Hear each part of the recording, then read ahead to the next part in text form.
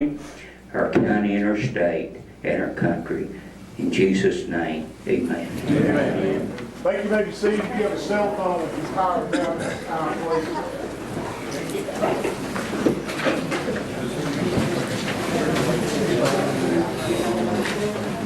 Madam Clerk, call the roll. Bell? Present.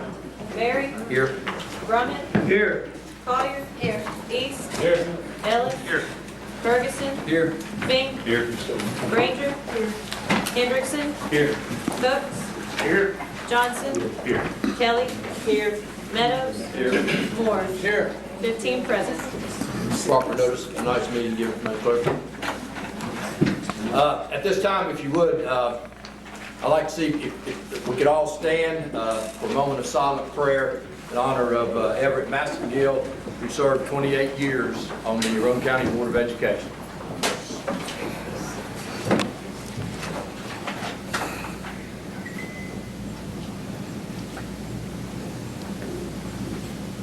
Amen. So we ask that you keep the Massengill family in your prayers. Also, before we start, we'd like to introduce some special guests that we have here tonight, some youngsters from the student Roane leadership class. We have Logan Brown from Harriman. We have Kendra Qualls from Harriman. We have Annalise Westby from Midway. And we have Sarah Kavokian from Midway. Glad to have you guys with us tonight and appreciate what you're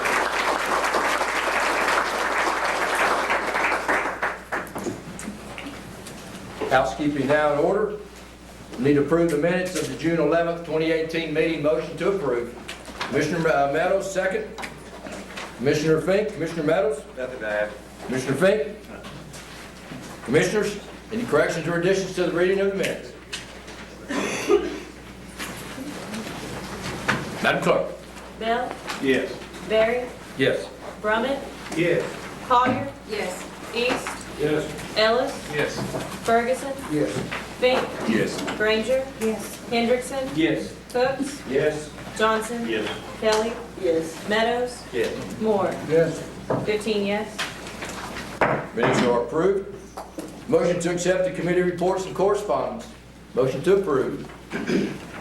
Commissioner Hooks, Commissioner Moore, Commissioner Hooks. Nothing to add. Commissioner Moore. I'm good. Anybody got any questions about it? Commissioners?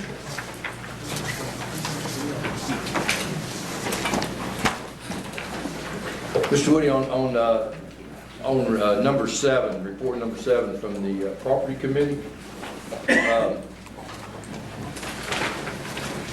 They were little. Can you go over that one just for a second there? It looks like we're talking about maybe the same parcels. So the agenda items, the Davis Gibson property has been approved by the county commission, subject to the property committee. The property committee approved that, and we have proceeded forward to those closing dates, I think, on both of those. The Murphy property is another property that's in Kingston that we have a resolution that it would amend the budget if we so choose to adopt the budget tonight and amend it. And it's basically taking money us out to give us enough to buy the final piece in Kingston for the jail, and it also allocates the money for the Rockwood ambulance substation. So that's item number 2. Which item number 3 is deals with part of item number 2 of the Rockwood property. So that item 3 and 4 breaks down what item 2 was. And then we just talk about some long-term plans and just general discussion there. Okay. What we have is we have the architects working with the sheriff's department, working with our office, working with CTAS that's doing the study for the staffing and how big we need to what we consider what we have there now is phase 1. We're going to have a phase 2A proposed and a phase 2B. The way it's configured is what we need in phase 2, but we'll probably schedule it in 2 parts. And then there will be preliminary work on phase 3 and phase 4, which should take us out to about 25 years, 20 or 25 years. I got that right, Chief? Yeah, about 25. So we have met with the architects, we've met with the property committee, we've met with the architects, and we are really almost down to 1 piece of property to get us through phase 4. And Mr. Chairman, based on that right there, sure. is that phased out over several years building, or is that just building in separate phases right now? Yeah, well, so your phase 1 lasted about 10 years. We're hoping phase 2 will be about 10 years also. And then phase 3 and 4. Now, you know, it's subject to a lot of things, of course, the judicial system, the crime rates, the drug rates. That's the life of it you're talking about. We're talking about the life of it. So we're looking at a phased approach about every 10 years. Phase 2A and 2B is what we have been discussing here around this table for the last 5 years almost, I guess. Anything I need to add, Chief, Sheriff? On the property values, did we come in where we thought on the price? So, yeah, we were relatively pretty close, I think. You know, we purchased about 5 or 6 properties over there over the span of the last 3 or 4 years. We've had 1 that's under tax appraisal. We've purchased about 2 or 3 that's at tax appraisal. And we've got a couple that's above tax appraisal, but it wasn't an extraordinary amount above it, so we felt pretty comfortable with it. So do we have a balance of what we have left in that jail? No, we have a balance, but the balance is short to get the last piece. That was the 502,000, I think, is what we had left out at before. Yeah, and as you work that down, and it's in a resolution later, but we still have some money there, but we don't have enough money to get the last piece. So we have a resolution to appropriate money to get that last piece, and it also appropriates money subject to the OES committee saying it's a green light to purchase the property in Rockwood for the ambulance station. And I can get into that a little bit detail later, but you know, the discussion that OES is going to have is, and it's in the resolution, is are we willing to put is it a permanent building or a portable type building there? Because it is a piece of property that I think was acceptable to the property committee, if it's acceptable to the OES to purchase. But it is a piece of property that has gone through the back tax process. So it does not have that clean warranty deed that we would like to have. However, you know, the risk is minimal if you decide you're going to put a portable facility on it, because if it ever comes in questions, we can take our asset and put it on that piece. So, I mean, I'm not, and I wrote the resolution that way. That may have changed a little bit from property committee, because I don't know if we knew the quality of the deed at that time, but it is a piece of back tax property that went through a back tax sale. The owner purchases it, the owner cleans it up, and now the owner has it for sale. I think the risk is minimal. How many years does it take to clear that to where you could get a real title? Generally, look at, Counselor, what, 20? 20, generally before the insurance company will insure it if an insurance company does. But I mean, you know, there again, that's a minimal risk that we would have for what we could probably get the property for in our intended use. So I feel pretty comfortable with it.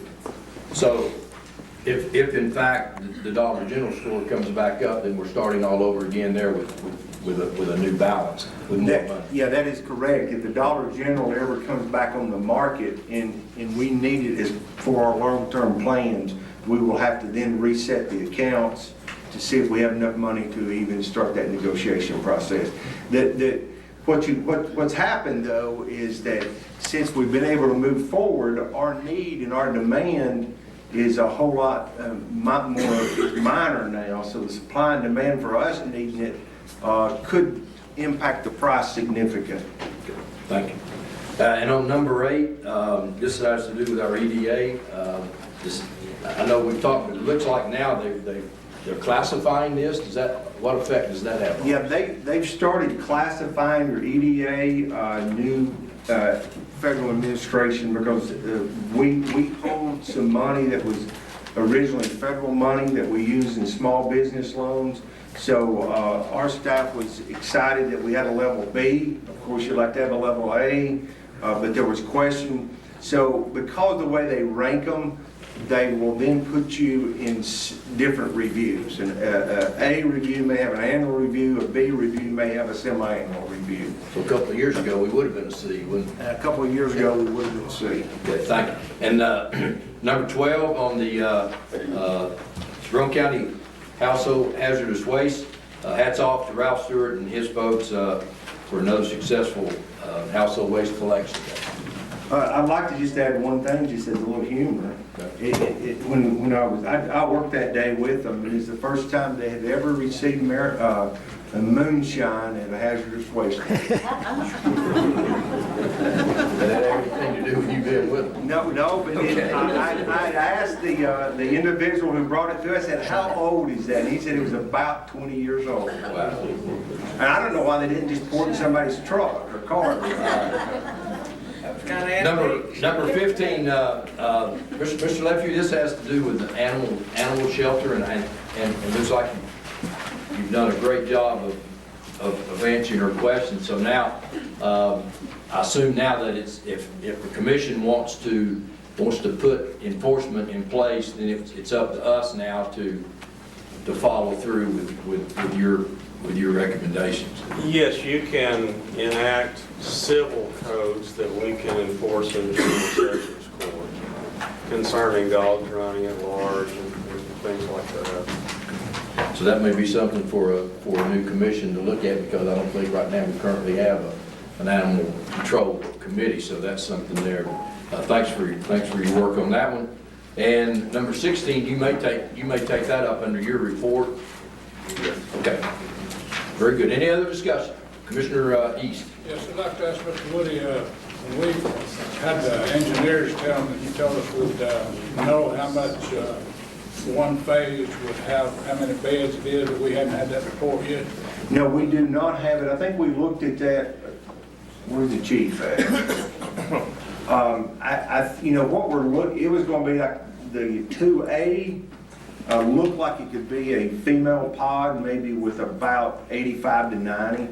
And then 2B was going to do a little bit more expansion. Chief is back there if you need him. Chief, the question was, we looked at phase 2A and 2B, and the number of beds in 2A, I said we're going to be around 90 to 100, and then 2B was going to be. It totals about 202 beds. That first phase is 84. Okay. In the first phase, though, it again, when we were talking about phase 2 and it being roughly $6 million, this is still 2A and 2B coming in at that $6 million. So Chief, refresh me, after we were doing that, we were still like 84 beds short or something, 78? Our population today is 275. It's down about 30 beds. So we've been up to about 310. So if they were to build the 202, our numbers now, we are certified for 170 beds. So if you had that 202, it bumps us up there. Okay.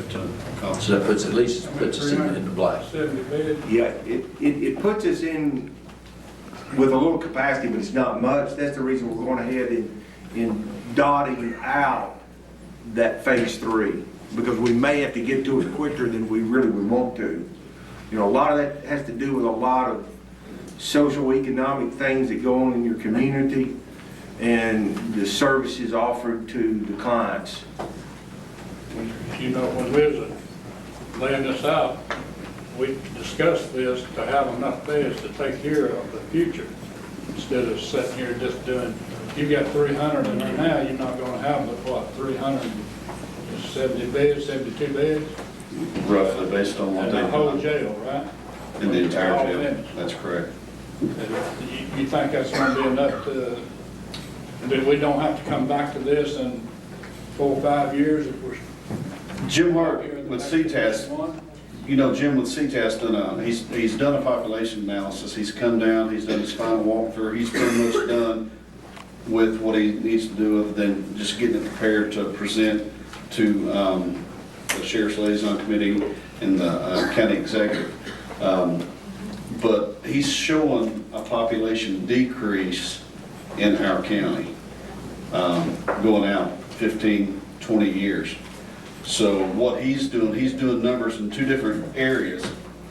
He's doing numbers showing what the population in the jail would be if that number does decrease by, say, 1,000 to 1,500 people, to if it increases by 1,000 to 1,500 people per population. He's got numbers on both sides of the fence there, so he's got a pretty good ballpark of, you know, where things are going to fall, and a lot of that is just like the stats that he takes from the jail based on, you know, the population that we've consistently had. Our consistent population for the month of June was 298. So that's an average population for the month of June. Now you did have 334 people, right? At one time, I had 318 is probably the highest we've gotten. We have the capacity to house 40 women. I've had 100 women. I just want to be sure we're getting enough. And I guess what we would say is, we're gonna do the best we can on our estimates. What we cannot project is the anomalies that may happen out there in society.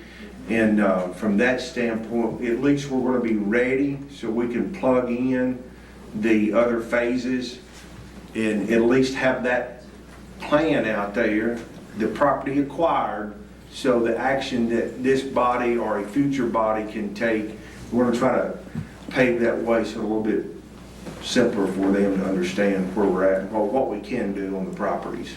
Mr. East, you still have the floor. That's all I have, I just want to be sure. Thank you. Mr. Woody, do you have a number, where will this put us dollar-wise on the jail?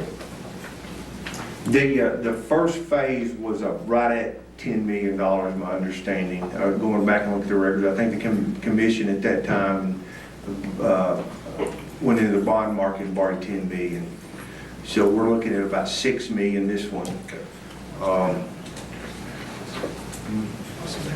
Okay. Oh, balance owed? Question is, what's the balance owed? We have only paid $35,000 of that principal.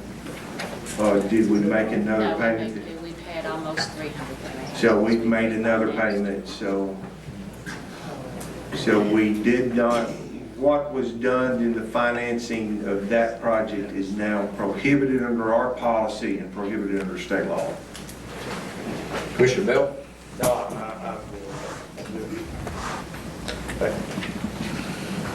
Commissioner Hendrickson? What's the financials look like going into phase 3? What's that looking like costing us? We look at phase 2, the best we can tell on our debt, we will be able to fund phase 2 construction without a tax increase, which is a good thing. It's just the way it planned into payment of debt and where we're at. I cannot say that is the case for the operational cost, because this thing's got to be staffed. And right now, we see no foreseeable revenue that will staff it. We'll have some revenue that may help staff it, but we have none. So phase 3, we have not looked that far out to see how that comes into the picture of the debt. But the problem with the jail operations is not necessarily the capital investment, the debt, it is the operational cost. Commissioner, go ahead, you have the floor. Yeah, Chief Phillips, You said that they're showing a decline in the future of this county. Where are they getting that information from? What are they predicting? You'd have to ask Jim Hartwell, he's the one doing the study. Yeah, and all that's gonna come back to this body, probably in a workshop, what do we think about, October, maybe? The study should be done anytime, he was just finalizing it, so I'm not sure when he's gonna deliver it to us, but it's pretty much in its final phases. Thank you. Commissioner Meadows. So this guy doing the study actually thinks the jail population is gonna go down at some point in time? No. Okay. It won't rise as fast as it's been rising. So for example, he gives you two different numbers based on the population. The population is not going down. The population, if the population in the county declines, there's a cutoff number for the amount of folks subject to incarceration based off of stats.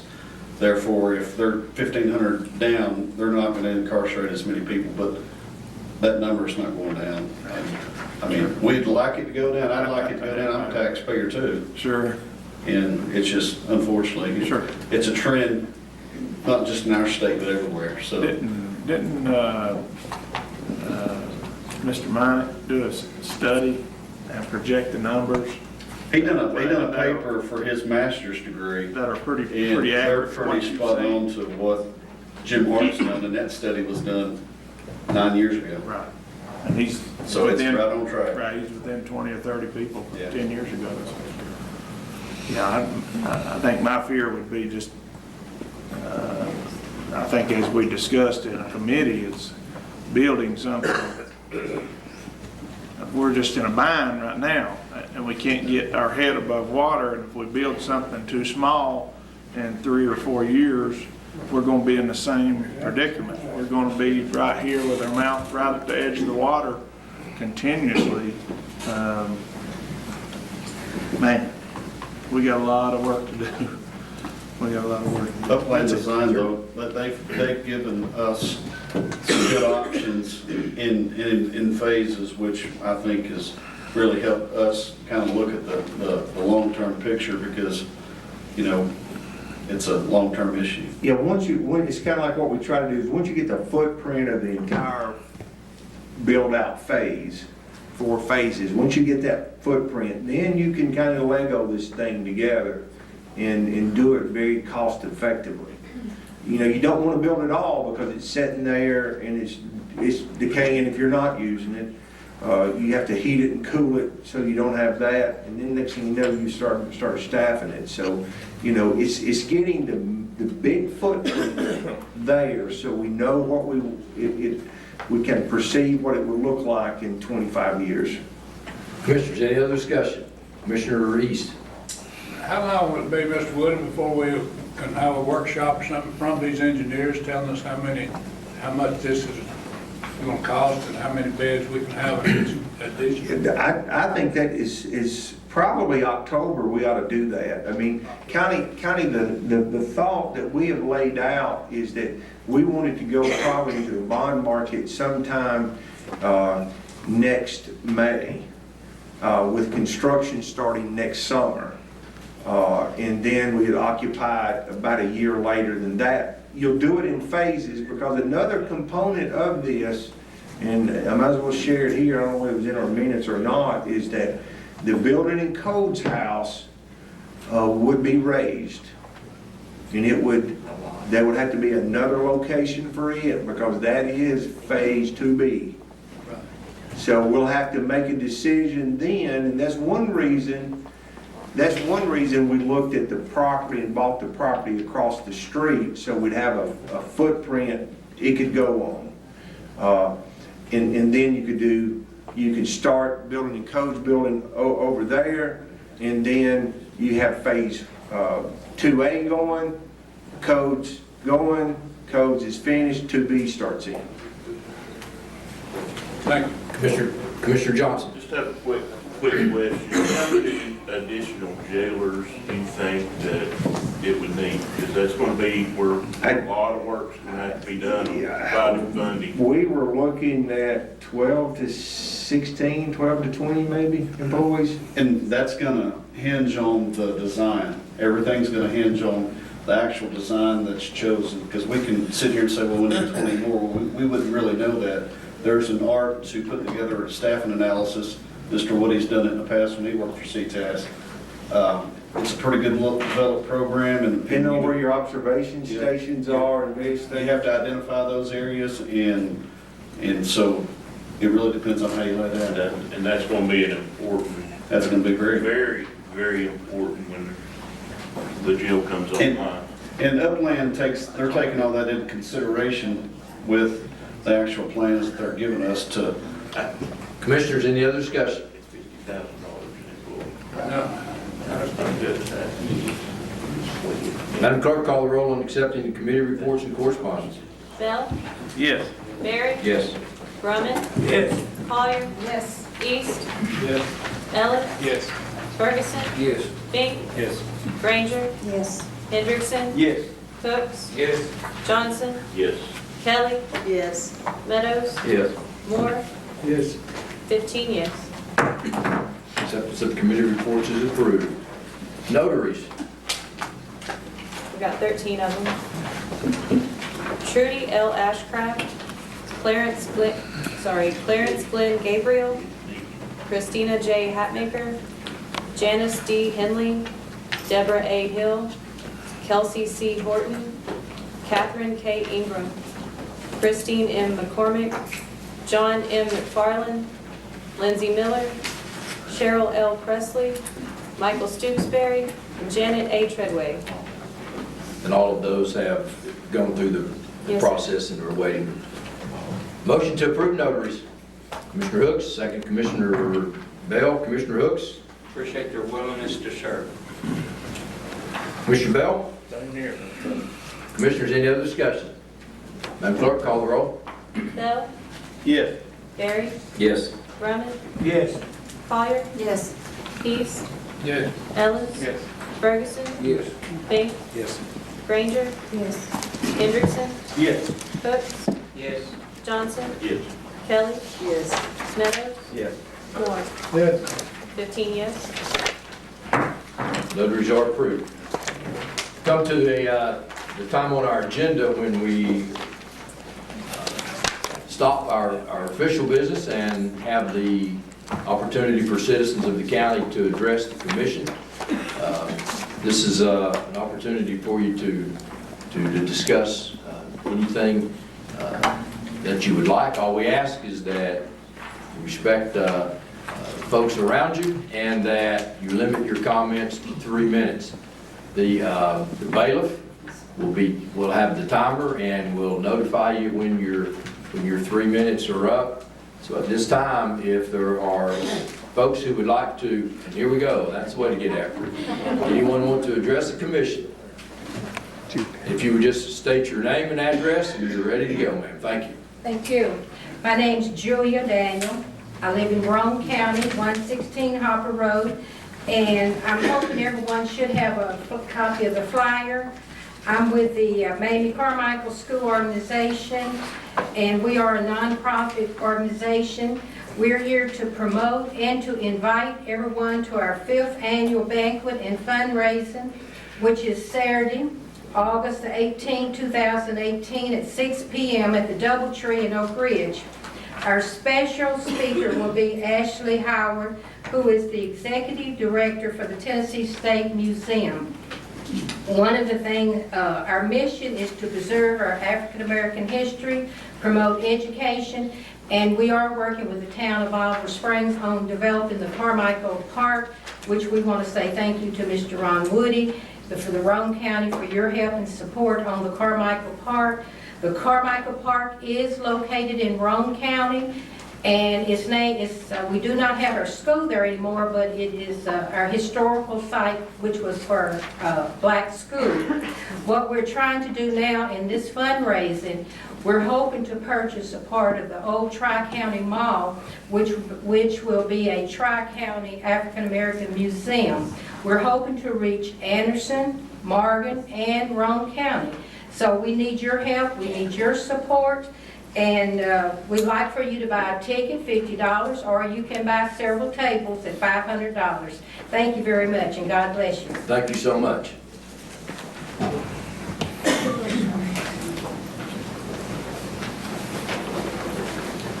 My name's Alan Thompson, 614 Crestview Drive, Rockville, Tennessee.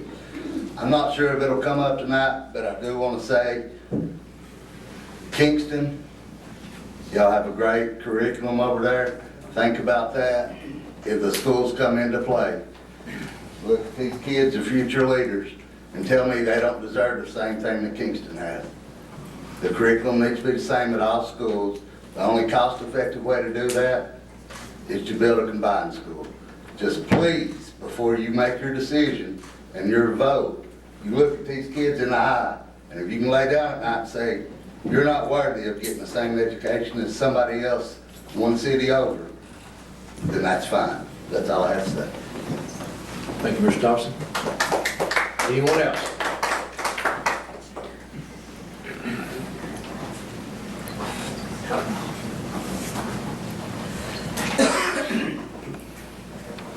Gary Yates, 236 Rogers Circle in Rockwood, and I'm glad to be back.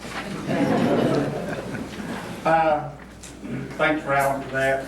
I wanted to first of all thank this commission for 4 years ago, last month, for encouraging the school board and administration to pursue a long-range plan for education in Roane County. It's been a long 4 years. It's taken a lot of work, a lot of effort, a lot of research, and have what I believe, I've been in this business for 45 years, and I have never seen a more comprehensive plan for the improvement of the education of the students of this county, but also for the improvement of the economics of this county. I have laid on each of your position a copy of the proposed curriculum for the new high school.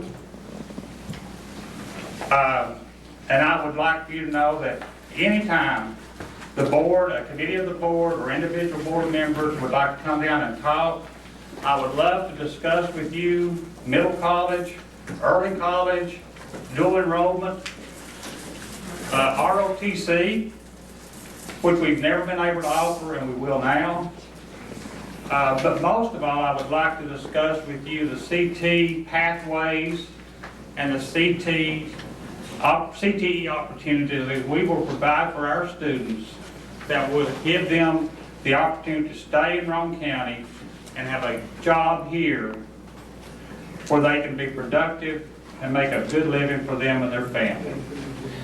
It's been an honor to work with this.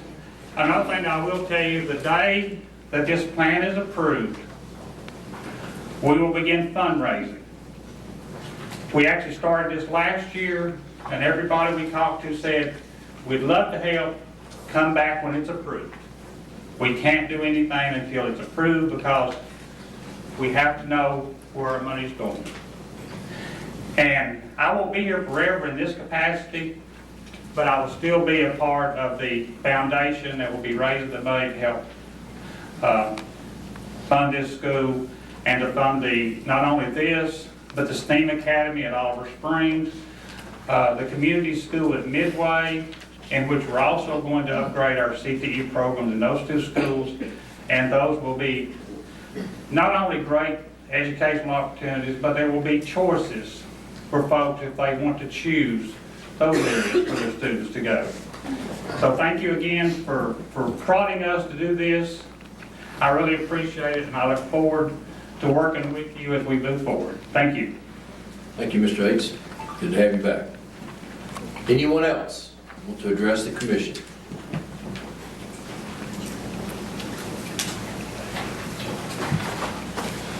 I'm Mike Markison, 222 Hawk Trail, Kingston, Tennessee. I appreciate everything Mr. Yates said. However, I disagree with a lot of it. The school board has provided, tonight you've got the curriculum. I don't know how long ago that's been asked for, but the citizens haven't seen it.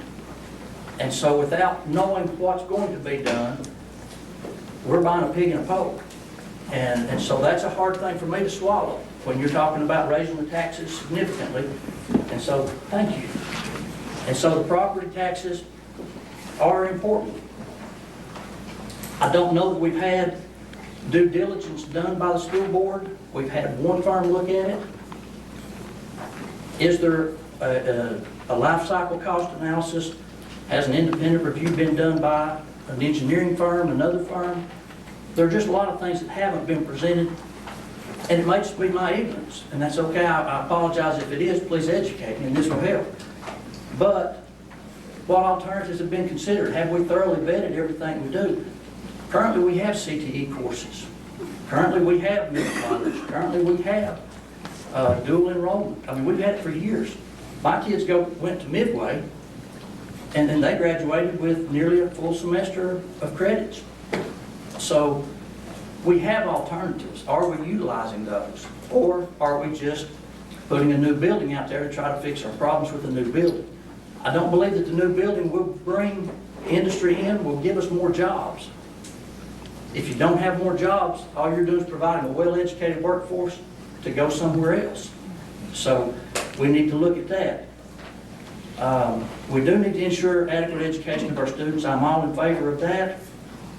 We've got a long-range plan, apparently. I went to the Roane State workshop, and they talked about we're going to reduce the number of schools from 17 to 14, from 14 to 9. That was all that was said. I don't know, where is the long-range plan? What tells me which other schools are going to be close to get down to 9, and when is that?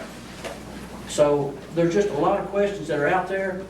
I feel like the citizens are not informed as they should be. The county commission is representatives of the citizen. Each of you represent your district, and you should vote the way that your constituents believe. And I think, based on my non-scientific polling, there are a whole lot of people out there that are opposed to this. And so I propose that we postpone it, that we take a breath and look at it. I'm not saying it's not the right answer, but let's make sure that we've done our due diligence before we jump into a $68 or $70 million debt for the county. Okay. I'm out of time. Yes, sir. Thank you so very much. Anyone else? Okay, here she comes. Annabelle Felden, 319 School Street, Harriman, Tennessee. I have to agree with the gentleman that just spoke. I have 2 children in the Roane County school system at the moment. I have a daughter who's getting ready to turn 17. She's in the middle college program. She's doing fantastic. She will have her college degree by the time that she graduates, or associates. So the opportunities are there. And I've not seen, and like the gentleman said, there may be things I don't know, but I've not seen how this is really going to make middle college any better. I've not seen that this is going to pay for it, because I have to pay for it. So is putting it next to Roane State going to pay for it, or are these kids still not going to have the opportunity to go because they can't afford to go? You're busing kids long distances. I mean, I've heard some of the school board members say, 10-minute bus ride from Harriman. My daughter rides an hour right now from South Harriman to Harriman High School if she rides the bus. There are a lot of questions here that have not been answered. The special needs students. You have 1 in 54 kids that have autism today, and those numbers have continued to rise. These kids have sensory issues. They don't hear the way I hear and you hear. They don't see the way we see. You put them in this size building with this many students, it's devastating. Nobody's addressing that. I had one of the school board members tell me, well, what's wrong with putting them in a room over here? And if you all don't understand what's wrong with that, I can't explain it to you. So this is something that needs to go out, and the people need to have a voice in. It needs to be voted on, and then if that's what they come down and say do, fine. But it should not be a body of people sitting around and making a decision for my kid's future. It should be a community making a decision. Thank you. Thank you. Anyone else? My name is Lisa Gooch. I'm from Harriman. My address is 112 Love Drive. And I have 3 children with autism, 2 of which have already graduated from Harriman. And they did very well. Our daughter got a regular education diploma, played 4 years on the tennis team, just like any other student. Also marched in the marching band like any other student. And my youngest child will be a freshman at Harriman, and he has a dual diagnosis of autism and ADHD. And what the lady before me said is very spot on. Sending my son, who is in a regular inclusion classroom and in the Harriman band, to a huge mega school would be detrimental to him. And he might not be able to succeed the way he is succeeding now. And I am not the only parent of autistic children. When our oldest 2 were diagnosed, the numbers were 1 out of every 110 children. Between my oldest son's 11 years older than my youngest, and 1 in 54 now. By the time the new school's built, that number is going to be more frequent, and that's just one disability. And the goal is to help our children succeed in a normal environment, not close them off in a room where they will be dependent upon all taxpayers to pay their bills in group homes and such. And I have worked in group homes. I managed one. So I know all ends of that system. And the school we have now at Harriman, they are successful with our students. They give them job skills, life skills, social skills, and very high standard of academics. And I hope that the commissioners will take the voices of the students who a lot of times don't have a voice into consideration, because y'all are elected to represent every person who lives in this county. That means that they breathe air, not just the people that can get up and talk, and such for you. But every child with a special need, you're elected to represent them. And I hope you all will take that into consideration too. Thank you.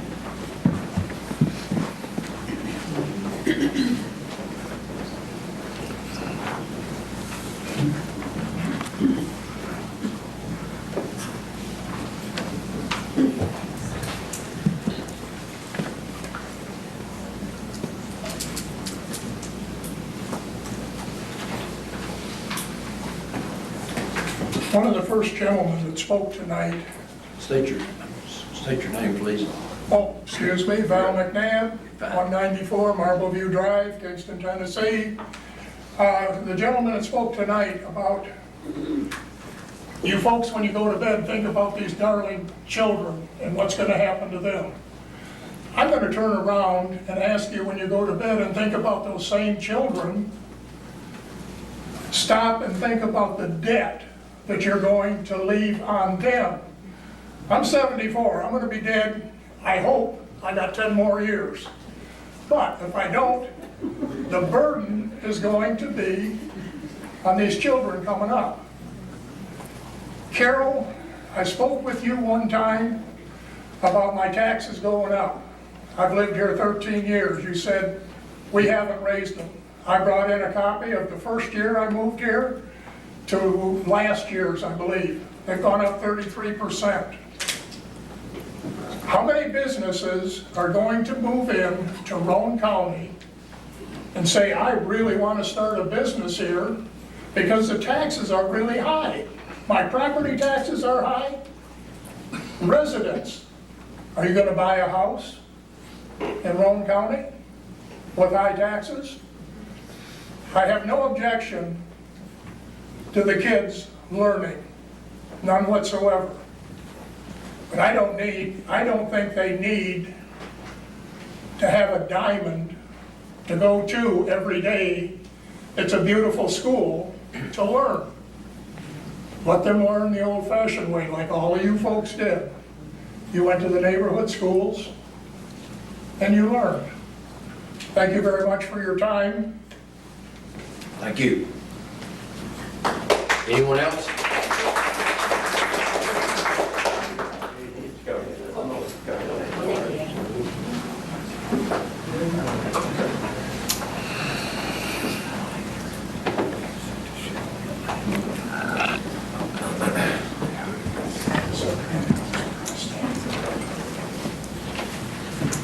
Hi, I live in Kingston. My name is Lucinda Chef. I'm at 661 DeArmond Road.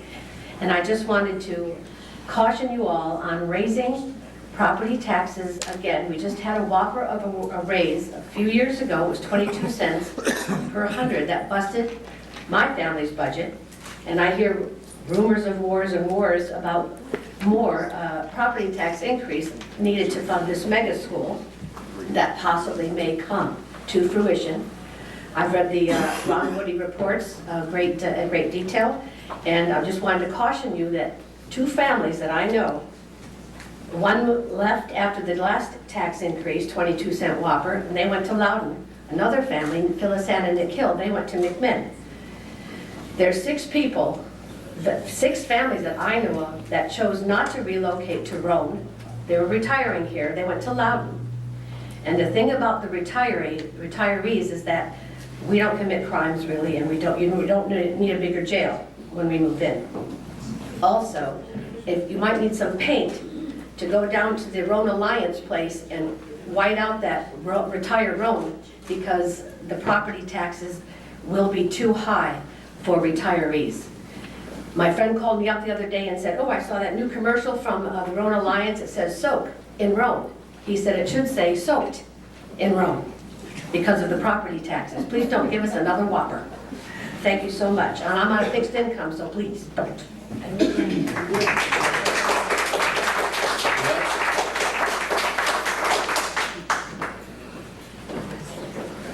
Eric Bowman, 272 Crystal Springs Road, Rockwood. I've got a differing view. This community, as I see it, is in decline. As we go down, we lose tax income. We got a tax rate right now that is on par or higher than every county around us. If you go to Cumberland County, it's cheaper. You go to Loudoun County, cheaper. Ray County, cheaper. Anderson County, it gets close. What do we have to show for it at prison? That's not bringing in business. You're not going to get people doing that. Everything that we've asked for and everything that we want costs more money, and it's going to cost more money. If we don't grow, we're going to sink. We're stalled. And if you look at it, the counties around us are going forward. You can't catch up once you get behind. That's why I think that you've got 2 options right now, and I don't envy you guys. You got 2 options. Either you drop the taxes and you go below them, and you say, here's what we got, we're lower than everybody else, or you give them something for their money. And in my opinion, a school was worth it. You improve education, and now you've got something for your dollar. And I think that's worth it, and especially for these kids. Thank you.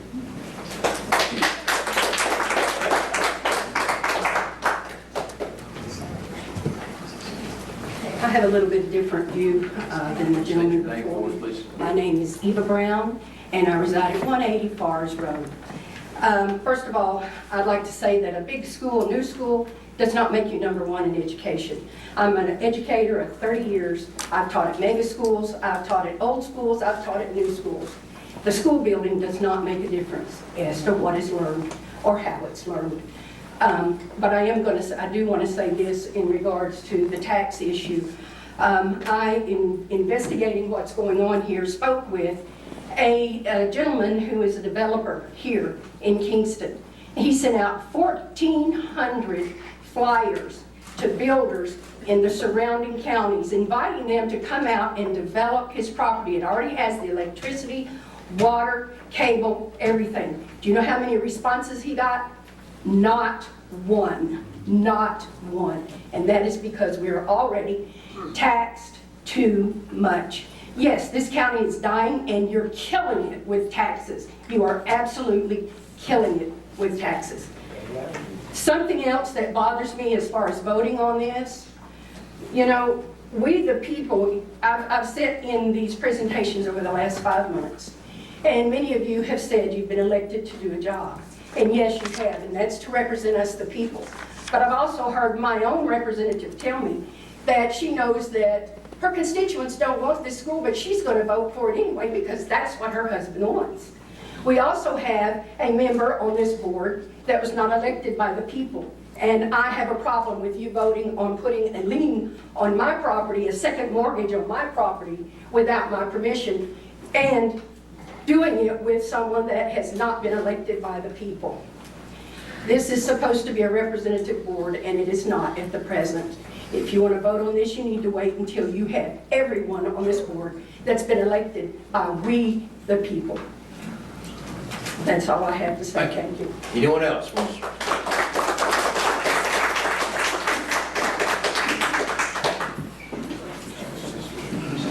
My name is Robert Ellis. I live at 222 Windswept Lane, Kingston, Tennessee.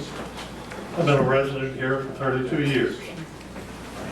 I've been a GED instructor in Blount, Loudon, Morgan, several of the counties around here. Back during Bobby Renfro's days with JTPA. He called me one day and he asked me, would you consider doing train the trainer classes? Because you have the highest passing rate of any GED instructor ever in East Tennessee. I said, yes, I would. My first day in class with several GED instructors, I'm not a licensed teacher in any state, but I was a professional military instructor and did train the trainer classes there. And I'll get to the point here momentarily. I had a woman ask me, well, what are your qualifications? You're not a licensed teacher. I said, my qualifications, ask Bobby Renfro, highest passing rate of any GED instructor ever in Tennessee. My point is this. You know, this is being pushed by several people, powerful people here in the county. There was a program, Goals 2000, Outcome-Based Education, back in the early 2000s. It was known as the dumbing down of America. At the time, I was the chairman of the Christian Coalition for 5 years. I had 2 professors from the Department of Education at UT in Knoxville who came as guest speakers when we put on our presentation at the Kingston Community Center. We had over 200 people attend that meeting. That was a Thursday night after the elections. Wednesday night, I had just come in from Pellissippi Community College, where I was the test center supervisor. I answered the phone. Is this Bob Ellis? Yeah. Chairman of the Christian Coalition, you putting on this meeting tomorrow night? Yeah. You know a lot about me. I don't know anything about you. What's your name? My name does not matter to you because you've upset some people in education here in Roane County. If you do this Thursday night, you will not have a job in education Friday morning. You won't have a job, neither will your wife, who is a dedicated special ed teacher at Midtown High School. My job was threatened Monday morning. My wife's job, they finally got her at the end of that school semester. I would encourage that we slow down on this and make the right decision, whichever it is, but I don't think this K-14 program is it. Thank you, Mr. Ellis. Thank you.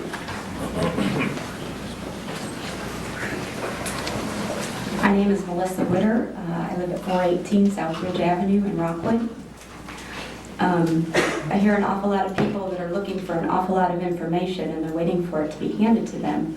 I'm an educator, a middle school teacher, a proud middle school teacher, but I tell my students, if you want information, you need to go look for it, you need to get it, and don't wait until the last minute when we're taking a test to decide it's important.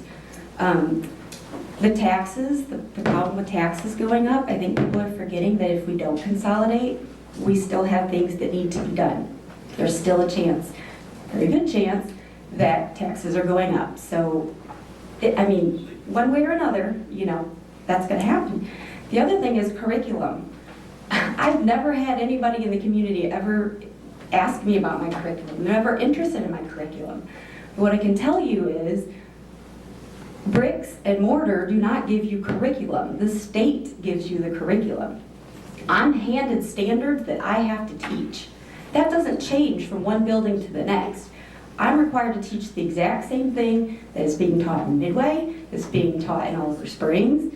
So getting a new school does not change a curriculum. It may add opportunities, but graduation requirement, none of that changes. That's handed down from the state. And I just wanted to say that, a new building may not make students, something to be proud of, to make a difference. But I tell you what, I have an awful lot of students that need something to be proud of. And walking into some of the schools that they walk into every day with the leaky pipes, the floor tiles that are missing, and we expect them to take really good care of textbooks, that we've been using for years. There's nothing there for them to be proud of. And some of them have nothing to be proud of when they go home either. So someday, maybe they can be really proud to say that they go to this mega school that everybody's calling it. I come from Orlando, so I can tell you what a mega school is. They can be proud in their school and what's happened to their community. So while we can focus on all these little details, I think you need to really think about the product that we're producing when they graduate. They need to have some pride. They need to have something to look forward to every day other than testing and standards. Okay, and leaky pipes and missing tiles aren't going to do it. So, a new school may not make a difference, but pride sure will. And you have the opportunity to give them something to be proud of. Thank you.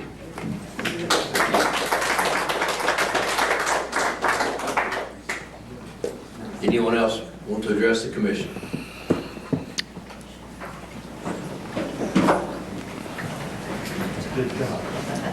My name is Tristan Sander, and I live at 1929 Dry Hill Road, Rockwood.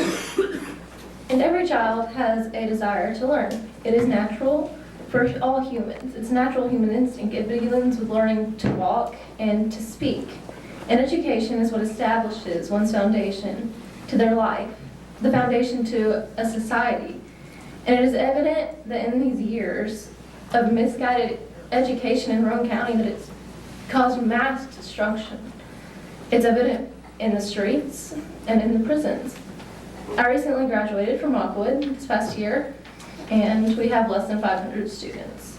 But according to College Simply, 20% of our graduates are ready for college.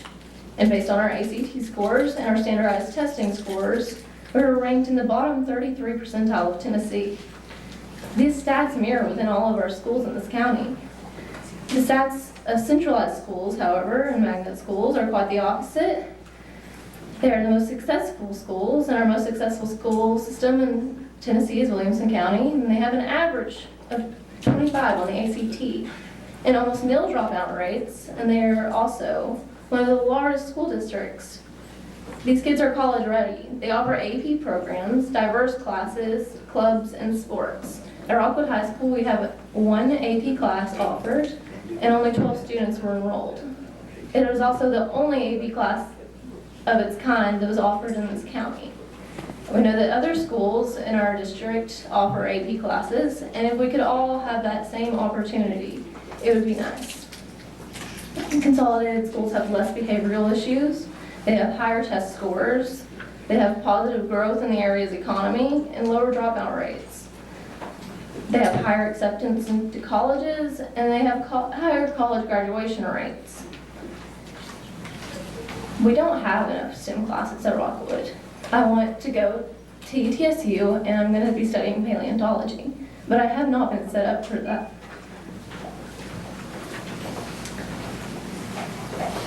there's no stimulation in our schools. And I think that if we bring the best of the best from each school, then we can eliminate the worst of the worst. And every child has the desire to learn. So I think we should fuel it. And I think that no matter the taxes, an investment in knowledge pays its interest. And there's also some comments brought up about autism. Our valedictorian, brilliant.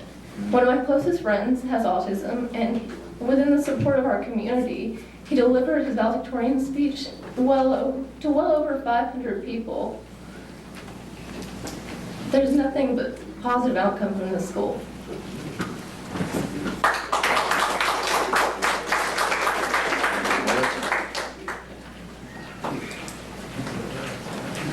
Jean Meredith, 247 West Shore Drive, Harriman. As y'all know, I was here the last meeting, and you know exactly how I feel about this, about the school. I have no problem with the students, the learning. I can appreciate the fact that they do need to learn and they need the best in education. But I went to school in Roane County. My brothers and sisters went to school in Roane County, and I don't think any of us turned out to be too stupid. But anyway, what I'm saying is, my feelings on this, like the little girl said, it doesn't matter about the taxes. Well, she's not paid the taxes yet, and until you start paying the taxes and you pay what I pay and other people are paying, it's not fun for this body to sit up here and tell me what I need to pay. I will pay my fair share. But these people that are begging for all this high dollar taxes and high dollar schools, they need to think about down the road, who's going to pay this? I don't care to pay my share, but I don't want to pay everybody else's share. I'm 74 years old. I have never had a child in the school, but since I've been 15 and 16 years old, I have worked and I have paid taxes. And I think that once they start paying taxes, they will understand that it's not an easy job. And on commercial property, it's hard to pay for it when you buy it, but it's also a sad thing when you keep paying on it year after year after year through the taxes. It's a 40% assessed rate on a commercial piece of property. It's not 20% or 25% like a residential. Yeah, most people can pay a house tax, but when you start paying thousands and thousands of dollars for taxes, 40% rate, it's not fun. And the county makes more money off of my real estate than what I make. I'm not a scum landlord. When they call me and tell me something's wrong, if the roof leaks, if the pipes are broken or whatever, that day I am there seeing about it. I'm paying for it. And I have talked to one of the county commissioners, and I suggested maybe repairs on the school buildings. Oh, no, we got to tear Kingston School down. It needs, the doors on it don't even lock. Well, big deal. I just replaced a bunch of locks on a door for on a building for a tenant not long ago. If I can't do it myself, which most of the time I can't, but I've got enough sense that I know where to go to and to get it done. Why can't we go in and take some of the money that we have that we're wasting and that you all are sending here and there and everywhere, and Lord only knows where? Why can you all not go in there and keep a steady repair on these buildings? You have a supervisor, and you have about 10 people that go out and work under him. Now, there's a problem with this. If I had men working for me, and they weren't doing their job, and they weren't doing the repairs on these buildings, and making them look good, and making them be efficient, then I believe I would fire them. I would send them to the house and say, you no longer have a job. I'm going to hire somebody in my place. If it just needs the locks on the doors, if they can't do it, K&K Locks over there, he's willing to come. This is ridiculous that we cannot repair our buildings. I have repairs done on mine very often, on any building I have. I'm not a slumlord, but I think it's wrong for you all to decide without giving people the right to vote. Thank you. Thank you. Anyone else?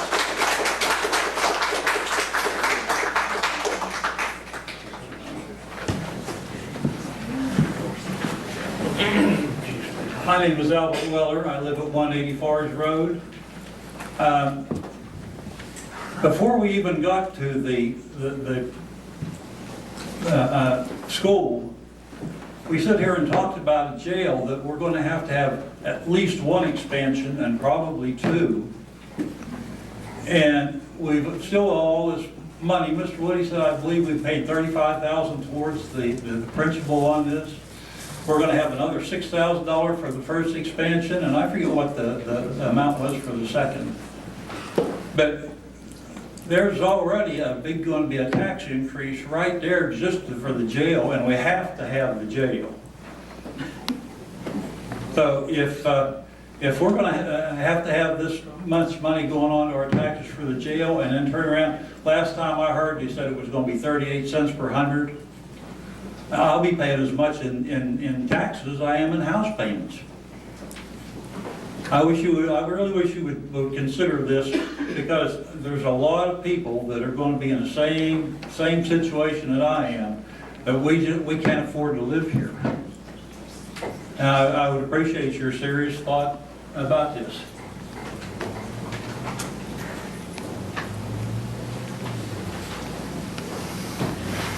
Anyone else?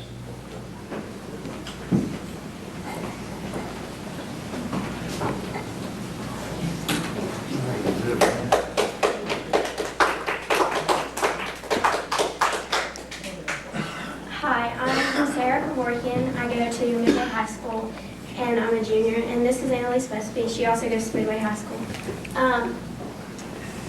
We kind of see it as if the older generation now is saying that they don't want to pay taxes because they're not making enough income to pay for the school. This school will provide the education that is required to make enough income to pay for the school. Like, the way I see it, I'm not given all the opportunities people of Lenoir City or Loudoun County are. And that's not a huge deal because I know Midway has a great education system, but if I got married and decided to have kids, I would probably send them to Lenoir City or Loudoun High School just because they have more, not only education, but CTE classes that can further their education. You know, at Loudoun County, they have a whole, because I went to Loudoun County before I moved here 2 years ago, they have a whole wing for the fine arts. And we at Midway, we have, you know, music history and band, and that's it. And you know, some people they're not interested in music history or band. And you know, granted, we have really good teachers at Midway, and we have really good test scores at Midway, but we also don't have the same opportunities as some bigger schools around us, like CTE-wise. And you know, CTE helps a lot more than some people might think, because it really gives you an idea of what you want to do when you get out of high school. And a bigger school with bigger opportunities like that is something that could really benefit from students. And I know it's hard when you're a parent looking in, but like, you know, from a student's point of view, it's better for us.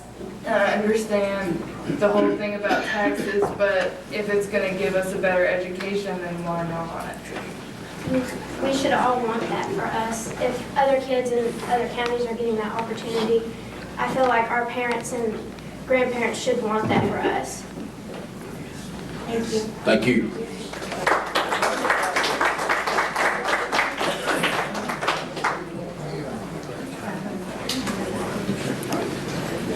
Good evening. I'm Karen Roane. I live on Anglers Cove Road in Kingston, Tennessee. And I just want you to take a couple of minutes right now and think about everything you've been discussing tonight and the future. I mean, for someone on the outside that's listening, it's scary. We're going to be overrun by all these criminals. We're not planning on teaching basic values. We're planning on expanding what we've got for all these people that are going to be arrested. A big mega school. There is a problem when somebody holds our kids hostage by convincing them that their school is sub to any other school. The teachers at the school is what gives the education. No matter what you call it, a mega school, a magnet school, whatever it is, it's still high school, and they still have to have the same criteria to be taught that's demanded by the state. I grew up in Fort Lauderdale. I am a baby boomer. My graduating class was almost 1,000. We had to have our graduation in 2 separate sections because there were so many of us. They don't understand. These mega schools are not all they cracked up to be. We had 500 in one class all shoved into an auditorium. We had our American history. Watched it on TV. I think that's an insult to these kids and to the teachers. Don't say, oh, well, that school is poor. We need to use our money to get the education up to par for those schools, not worrying about bringing them all together in one corral. They need their independence, they need their individual schools in their own community, and we do not have the money for the buses and everything else that's going to be involved, and the parents have to take their kids an hour drive because they have an extra band practice where it used to maybe be down the street. No, think about what's going on in this county. Thank you. Thank you. Anyone else want to address the commission? Anyone else? Yeah, I want to go ahead and do it right. I'm Henry Redmond. Address is 142 Clearview Drive, Rockwood. I've heard people get up here and say different things, make different comments, and quite obviously the education in America is failing. Because they keep talking about having a vote. They had a vote 4 years ago. They're going to have another one in August. We live in a republic representative society. It's your duty to vote. And if you guys kick this can down the road and don't, as we'd say in the Army, man up and put your vote out there, yes or no, you're wrong. That's what I'll say about you, you're wrong. If you don't say yes or no, you're wrong. Let the people know where you stand, do your duty. As far as the teachers that got up here and said they deserve a vote, you're a teacher, you're supposed to know we're in a Republican society. As far as the woman that was appointed here, the rules were followed. So clearly, she has a right to vote in this committee. On the address of the majority of the people, I've knocked on 1,200 doors in the last 2 months. Talked to 600 people. I do not claim I know the majority in my district or what they think. None of you do. You haven't talked to them. There are 5,500, more than 5,500, registered voters in my district. Over 4,500 active voters. So I've only talked to a small portion. And I'm out there every day for a couple hours. So don't tell me you know the majority or you know the majority. You know your friends. And again, I will tell you guys, you need to do your duty and vote yes or no and be a man about it or a lady about it and tell the people what you think. The only thing I'd like to add to that is vote Henry Redmond for District 1.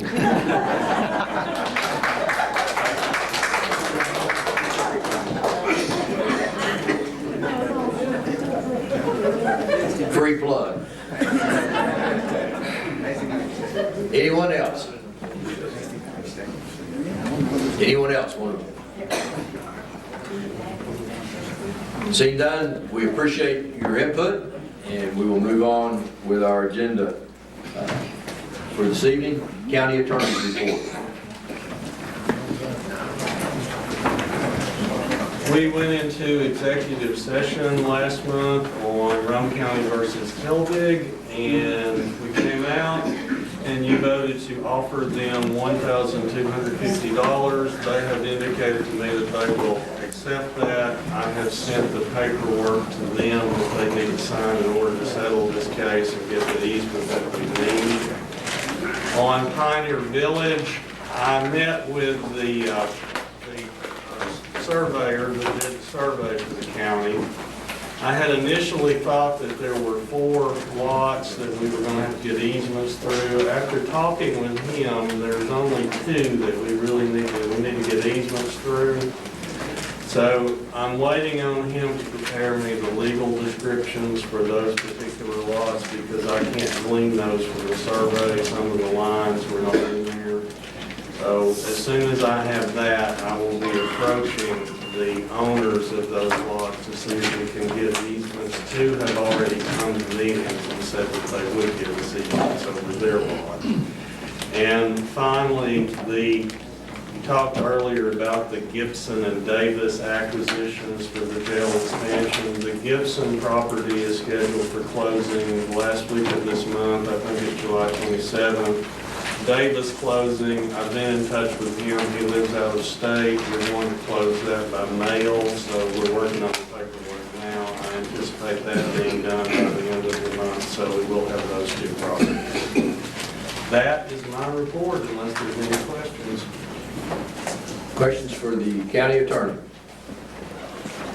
Just had one in the paper today that said we had settled a lawsuit. I'm sure our insurance company settled that for us. You're talking about the employment case where the employee was terminated. The insurance company settled that. We did not. It's their prerogative to settle or not to settle. Okay, so all we had was a deductible. We have a deductible that we have to pay once they settle. Good. Anyone else?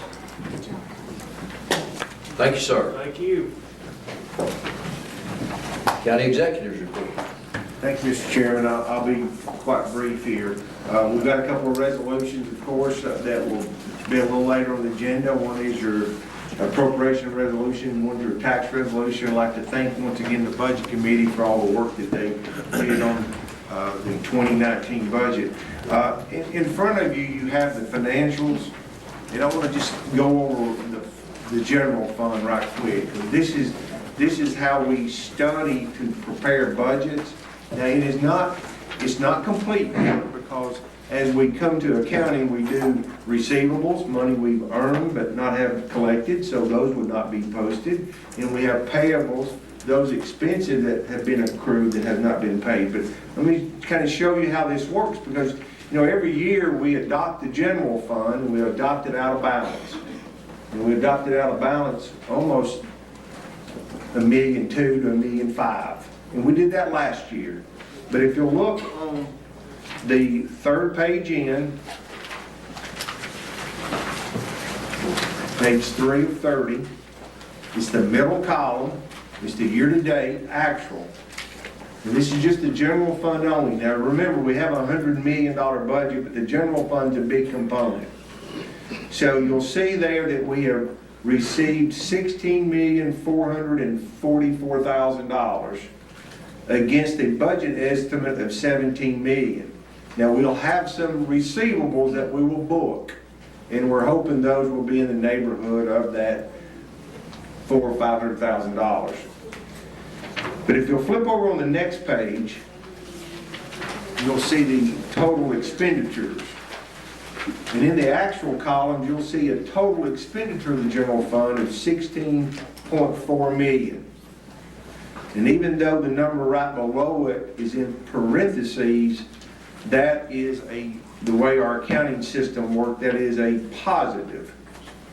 So we have adopted budgets, and so far this year, we have a $13,000 profit in general fund. Now that I applaud the accounting department and the budget committee and the work they've done. Recognize you can look at that on any of these funds. You can go back to our budget, and that's the way we do our budgeting, is we look at actuals as opposed to estimates and see how close our estimates are. So hopefully we'll book another $300,000 or $400,000 in revenue, and we'll have a positive in our general fund. But that's how these numbers kind of work. What I wanted to say particularly is these are not complete. These are as of today, but we have a lot of accounting. We'll hold the records open for about a month here till we get all the receivables and payables in. So next report, let's hopefully still looks good. Another thing Commissioner Berry had mentioned, just the first line item is property tax. In our budget and property tax, it looks like we're going to hit it about 1% in the current property tax, better than we had budgeted, which that's good for us. That's all I have, Mr. Chairman. Unless anybody has any questions. And one of the things looking on that expenditure thing is certainly the sheriff has done us a good job of leaving there. So he's at 3.2 out of 3.7 and 3.3 million out of 3.4. So Yeah, thanks I must say though, we had to go back in the middle of the year to add him another $600,000 or $700,000. Okay. So Well, then, it may not have matched what we started with. we'll so. cancel that out. Yeah. Sorry. Any other discussion for the county executive? Thank you, Mr. Williams. Moving on to special orders, confirmation of reappointment of Stan Malone to the County Board of Public Utilities. Due to the expiration of his term, the new term will expire June 30th, 2021. Motion to approve. Commissioner Brummett, second. Commissioner Hooks, Commissioner Brummett. He's done a fine job, needs to be reappointed. Thank you. Commissioner Hooks? Any other discussion? Madam Clerk? Bell? Aye. Barry? Yes. Brummett? Yes. Collier? Yes. East? Yes. Ellis? Yes. Ferguson? Yes. Fink? Yes. Granger? Yes. Hendrickson? Yes. Hooks? Yes. Johnson? Yes. Kelly? Yes. Meadows? Yes. Moore? Yes. 15 yes. Stan Malone is confirmed for reappointment. Confirmation of reappointment of Greg Howard to the Board of Zoning Appeals due to the expiration of his term. The new term will expire May 31st, 2023. Motion to approve, Commissioner Granger. Second, Commissioner East. Commissioner Granger. Mr. Howard, he's done a good job, and I recommend him. So, sure. Yes. Commissioner East. I think you've done a good job, and I recommend it. We left him off last month, so. Anyone else? Discussion? Madam Clerk? Bell? Yes. Barry? Yes. Brummett? Yes. Collier? Yes. East? Yes. Ellis? Yes. Ferguson? Yes. Fink? Yes. Granger? Yes. Hendrickson? Yes. Hooks? Yes. Johnson? Yes. Kelly? Yes. Meadows? Yes. Moore? Yes. 15 yes. Greg Howard, you are reconfirmed. Thanks for your service. Confirmation of reappointment of Donna Ivanovich to the Board of Zoning Appeals as an alternate representing the 1st District. The new term will expire May 31st, 2023. Commissioner Ellis, second by Commissioner Meadows. Commissioner Ellis. Donna Demjovich. She has served here for the past, I think, 4 years. She's got a lot of experience, served on some of the boards in Harriman along the same lines, and served on some boards in other states. She's a licensed contractor too, so recommend her highly. Very good. Is that all, Commissioner Ellis? That's all. Commissioner Ellis. Any other discussion? Madam Clerk? Bell? Barry? Yes. Brummett? Yes. Collier? Yes. East? Yes. Ellis? Yes. Ferguson? Yes. Fink? Yes. Granger? Yes. Hendrickson? Yes. Hooks? Yes. Johnson? Yes. Kelly? Yes. Meadows? Yes. Moore? Yes. 15 yes. So Donna is confirmed, reappointment. Moving now to old business, resolution 061803, a resolution authorizing the county executive to execute a 5-year agreement with cleaner security systems for the installation and monitoring of the panic button and burglary system in the courthouse. Motion to approve. Commissioner Hooks, second Commissioner Burrell. Commissioner Hooks. We need to get this contract in place to further our security for our judges in the courtrooms. These are silent alarms that goes into 911 in case they see a problem within the courtroom or the clerk's office. So we need to get this taken care of. That's all. Commissioner Bell? Yeah, this is a statute. This is what has to be done in here to make it fall in the statute by the state requirements. The panic buttons for the judges, for the judges and for the clerks as well. Tried to get it passed last week, or last month, don't know what happened. But glad it's back on. This is something we just have to do. And I think we have the money already appropriated, so that's all.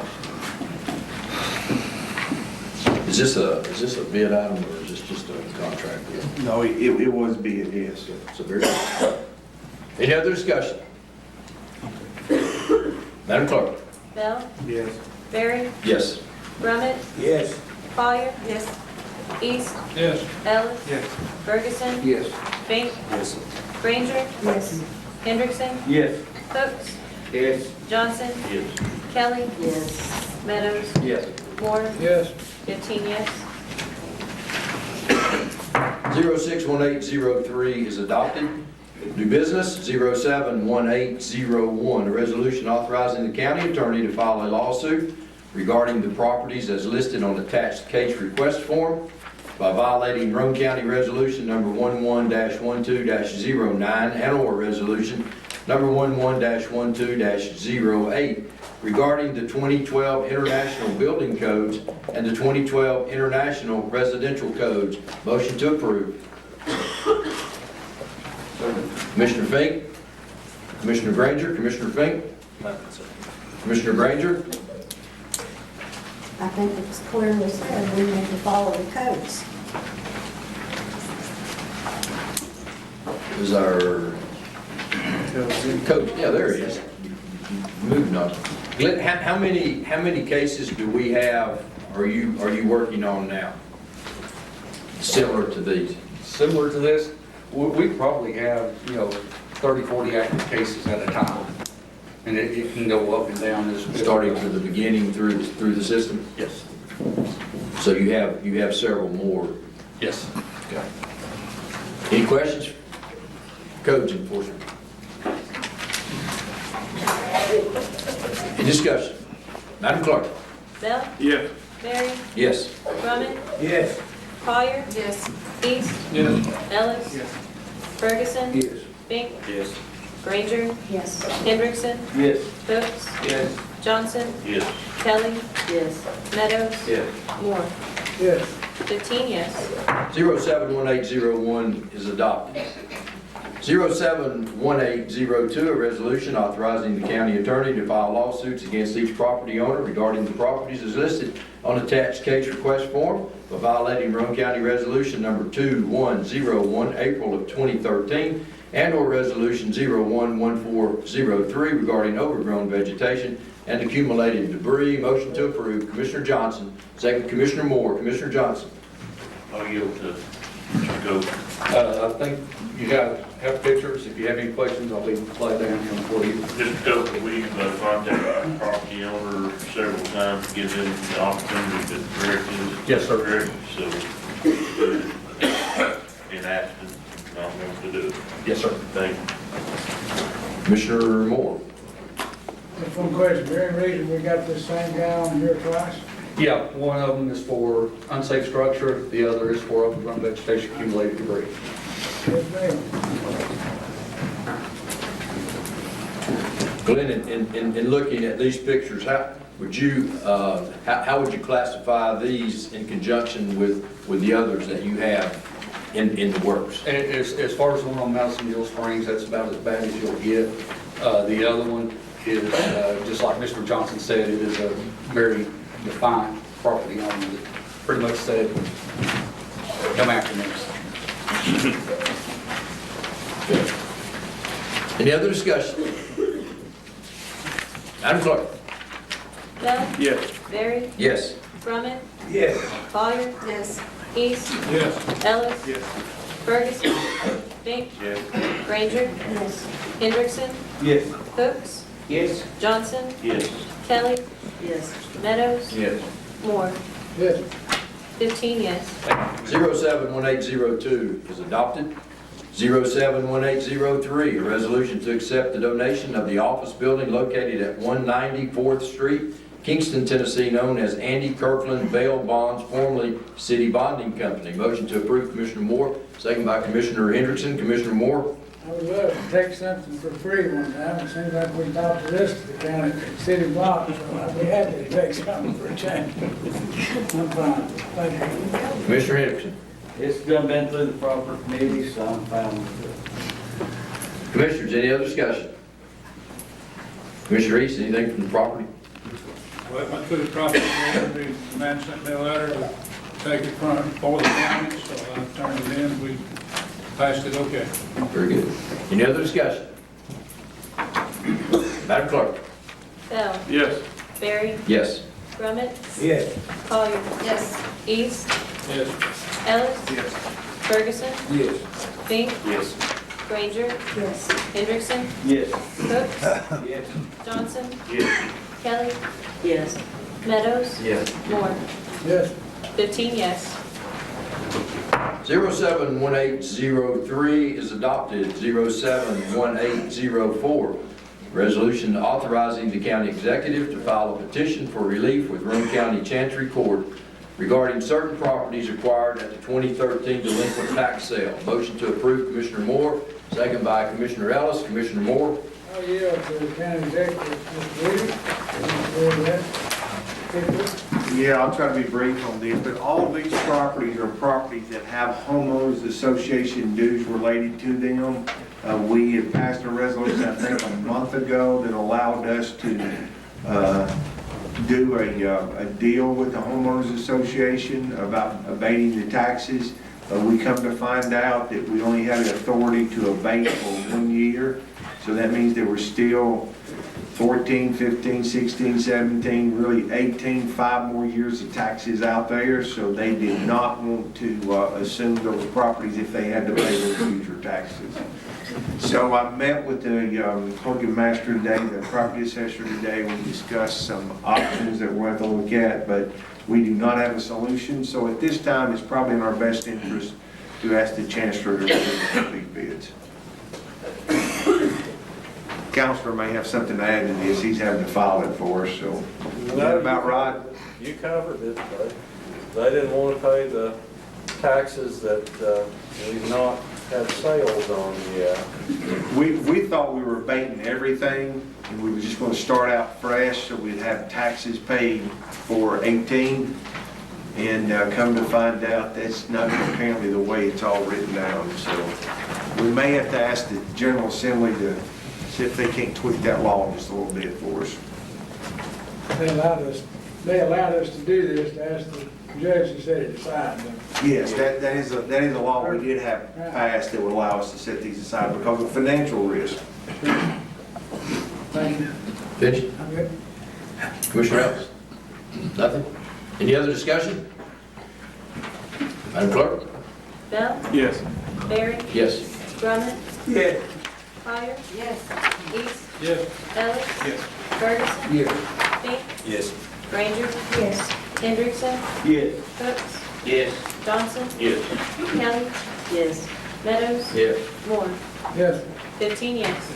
071804 is adopted. 071805, a resolution appropriating funds to allow for the negotiation and procurement of properties to be used for government purpose. Mr. Chairman, if I may, could we defer that one till the last one on the agenda to get them in sequence? We just had that one filed a little bit out of order because this is really amending the budget that you hadn't even adopted yet.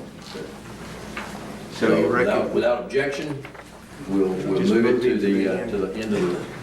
Thank you.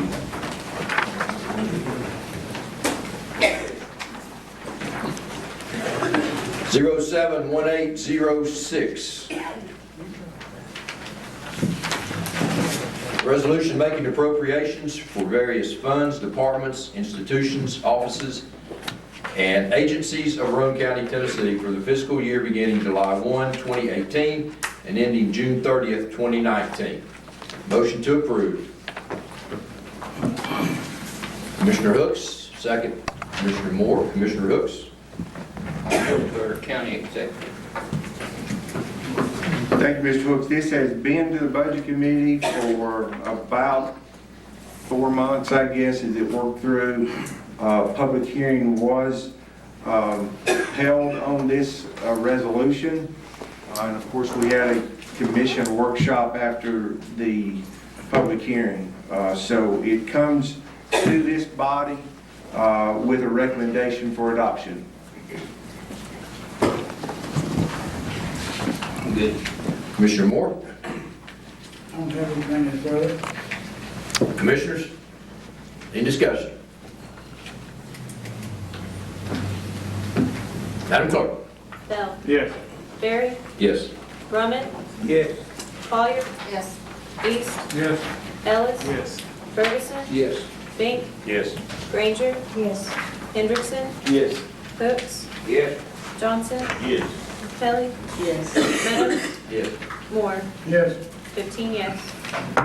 071806 is adopted. 071807, a resolution fixing the tax levy in Roane County, Tennessee for the fiscal year beginning July 1, 2018. Commissioner Ellis, second by Commissioner Moore. Commissioner Ellis. I believe we got, I yield to Mr. Woody if he wanted to address that right quick. So this is the tax resolution that supports the appropriation resolution. It remains the same tax rates that we had last year, the year before last. So this tax resolution supports the revenue needed for the budget that was just adopted. It has been the Budget Committee through public hearing and such. I'd like to congratulate the county executive and the accounting department, the budget committee, and the Roane County school system. I think we got a balanced budget, no tax increase presented from the county or the schools, and that's a good job. Thank you. Is that all, Commissioner Ellis? That's all. Commissioner Moore. I think that's commendable, as you spoke about, the manager come under budget, actually come with a little surplus, I guess. County executive Woody failed to call it that, but that's what it is right now. He's kind of tooting his own horn, he's proud of that, and we are too, so. And I'll be happy to man up and vote for it, because I think that's the right thing to do, to keep the tax rate just exactly where it is. Thank you very much. I'll support it. Any discussion? Madam Clerk. Bell. Yes. Barry. Yes. Drummond. Yes. Collier. Yes. East. Yes. Ellis. Yes. Ferguson. Yes. Fink. Yes. Granger. Yes. Hendrickson. Yes. Hooks. Yes. Johnson. Yes. Kelly. Yes. Meadows. Yes. Moore. Yes. 15 yes. 071807 is adopted. 071808, a resolution to appropriate a grant from the Department of Health for the Access to Health through Health Active Built Environments for the General Capital Projects Fund 171-REC. Motion to approve. Commissioner Hooks, second. Commissioner Henry. Commissioner Hooks. Anytime we can get any grant money in, and I'll yield for our county executive, who we're glad to take it. Yeah, these, we adopt budgets, we make proposals, we put our estimates together, then the grants come through a little bit different, and this is, as you can see, is making receiving some money and appropriating money. We do this about every month if we receive a grant. Good. Commissioner Hendrickson? And this was a non-matching grant, it was just. Yeah, that's correct. Thank you, that's all. Anyone else? Madam Clerk? Bell? Yes. Barry? Yes. Brummett? Yes. Collier? Yes. East? Yes. Ellis? Yes. Ferguson? Yes. Fink? Yes. Hendrickson? Yes. Brooks? Yes. Johnson? Yes. Kelly? Yes. Meadows? Yes. Moore? Yes. 15 yes. 071808 is approved. Now we'll go back to 071805, a resolution appropriating funds to allow for the negotiation and procurement of properties to be used for government purposes. Commissioner Johnson, second by Commissioner Fink. Commissioner Johnson. I'm going to give Mr. Woody here in just a moment, but I think this addresses two things. One, it's very important that we look to put an ambulance situation down in Rockwood, and also we're moving some money in to buy the last piece of property, correct? So I'll give Mr. Woody, let him explain better than I. Thank you, Mr. Johnson. And I mentioned this early on, and I guess, as you can see, we are appropriating a 110 for the ambulance station at Rockwood, which should allow us to procure the property and put the station there. It should be enough. 90 is going to what we already have at the jail to give us enough money in case we buy that last piece there. What I wanted to bring your attention to, because this is a little bit different, Mr. East, Mr. Easter, everybody's name badge is a little off there. The property committee, if you'll look on the second page, this is the way I drafted this, because this has been historically, I think, the way we have procured property. We want to make sure we have an insurable title. I take an exception here, though, on the two, the last, be it further resolved that the property which requires a permanent structure has an insurable title. In properties which may not have an insurable title, the county will ensure that due diligence is made before purchasing the property. Because we will be dealing with a piece of back tax property that there will not be a warranty deed if we so choose to pay. To me, and Mr. East, you put eyes on it, but it looks like it is in a good location for us. We probably put a very suitable, removable structure here, though. Now, this is also has a contingency for OES to decide whether. Yeah, OES has to make the OES has to make the final, the nod saying, yes, this fits in to the ambulance department's plan. The property committee said, yeah, it looks good for us, but they did want to defer to the OES committee. That's all I have. Commissioner Fink. Well, I think this is something Rockwood desperately needs. I would be for this 100%. Commissioner Meadows. Got a question, this Mr. Lefty. On the Rockwood property, and I understand that how title was derived by the current owner, is there anything to prevent us from asking him for a warranty deed that would have him validate? You can ask him for a warranty deed. But it would really give us the protection. Well, it gives you some protection from him. You can go against him for breach of the warranty. If you know the title's bad and you get a warranty deed, then you may not be able to rely on that warranty. That's what I was kind of thinking. Would there be any advantage to filing a suit to quiet title on this property? Well, I don't know because I've not done a title on the property. It depends on what the defect is.